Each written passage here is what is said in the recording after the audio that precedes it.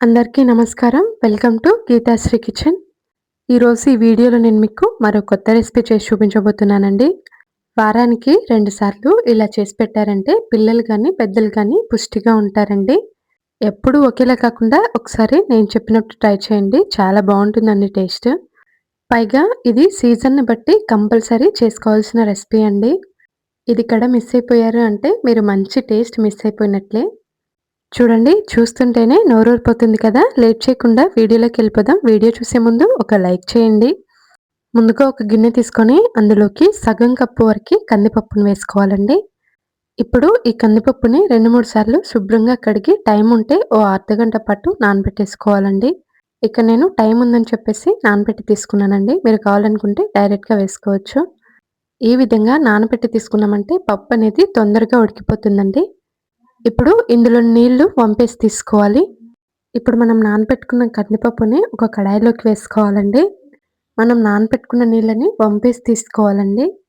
ఇప్పుడు ఇందులోకి కందిపప్పు తీసుకున్న కప్పుతో 5-6 కప్పుల వరకి నీళ్లు వేసుకోవాలండి. 6 కప్పుల నీళ్లు కరెక్ట్‌గా సరిపోతాయండి. ఇప్పుడు ఇందులోకి అర టీ స్పూన్ వరకి పసుపు వేసుకొని అంతా ఇలా కలిపేసుకొని మూత పెట్టి ఉడికించుకోవాలి.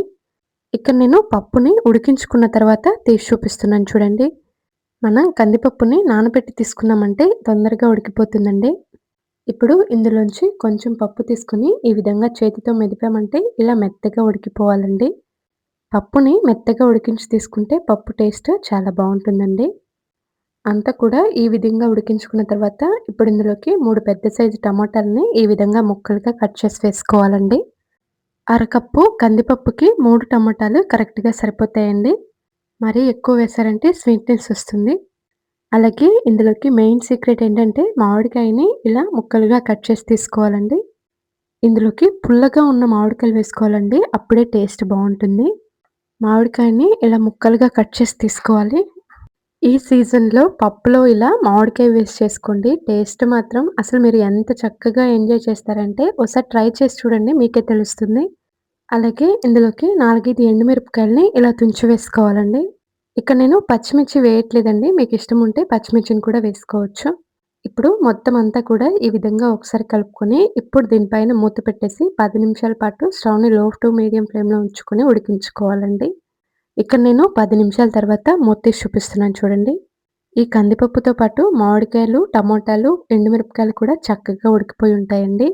మరీ ఎక్కువ సేపు ఉడికించామంటే టేస్ట్ అనేది అంత బావుండదండి. ఈ విధంగా ఉడికించుకుంటే సరిపోతుంది. ఇందులో ఎక్స్‌ట్రాగా ఉన్న నీళ్ళని ఏదైనా ఒక గిన్నెలోకి తీసుకోవాలండి. ఇప్పుడు ఒక స్మాషర్‌ని కానీ, పప్పు గుత్తిని కానీ తీసుకొని ఈ విధంగా పప్పును మొత్తం అంతా కూడా మ్యాష్ చేసి తీసుకోవాలి.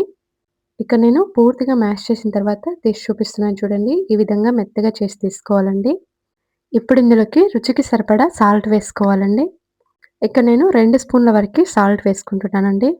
మీరు కందిపప్పు ఎంత తీసుకుంటారో దాన్ని బట్టి టేస్ట్‌ని అడ్జస్ట్ చేసుకుంటూ సాల్ట్ వేసుకోవాలండి. ఒకసారి అంతా కూడా కలుపుకొని మళ్ళీ టేస్ట్ చూసి సరిపోకపోతే మళ్ళీ వేసుకోండి. ఒకేసారి ఎక్కువ వేయకుండా ఇలా చేసుకున్నామంటే ఈజీగా ఉంటుంది. ఇప్పుడు స్టవ్ ఆన్ చేసి కడాయి పెట్టేసుకొని అందులోకి 2 టేబుల్ స్పూన్ల వరకి ఆయిల్ వేసుకోవాలి. ఇప్పుడు ఇందులోకి 1 స్పూన్ వరకి పచ్చిశనగపప్పు, అలాగే మినపప్పు వేసుకోవాలండి. అలాగే కొంచెం ఎక్కువగానే ఆవాలు వేసుకోవాలండి. ఆవాలు వేసుకుంటేనే టేస్ట్ బావుంటుంది. మరీ ఎక్కువ వేశారంటే చేదొచ్చేస్తుందండి. అలాగే పెద్ద సైజు ఉల్లిపాయని ఇలా స్లైసెస్ లాగా కట్ చేసి వేసుకోవాలండి.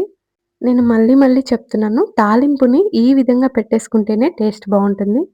ఏ కర్రీలోకైనా మెయిన్‌గా టేస్ట్ రావాలంటే నేను మళ్ళీ మళ్ళీ చెప్తున్నాను. తాలింపు ఎంత చక్కగా వేసుకుంటామో కర్రీ అనేది అంత బావుంటుందండి. ఇప్పుడు ఇక్కడ నేను చూపిస్తున్న విధంగా ఉల్లిపాయలు లైట్‌గా బ్రౌన్ కలర్‌లోకి రావాలండి.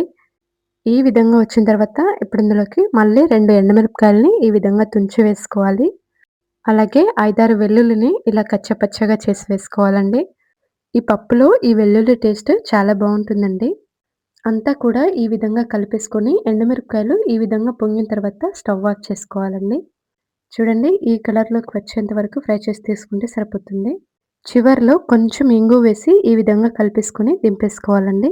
ఇప్పుడు మనం ముందుగా మెదిపి పక్కన పెట్టుకున్న పప్పులోకి ఈ తాలింపుని వేసుకోవాలి.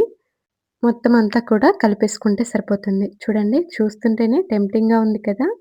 తప్పకుండా ట్రై చేసి మీకెలా వచ్చిందో కామెంట్ చేయండి.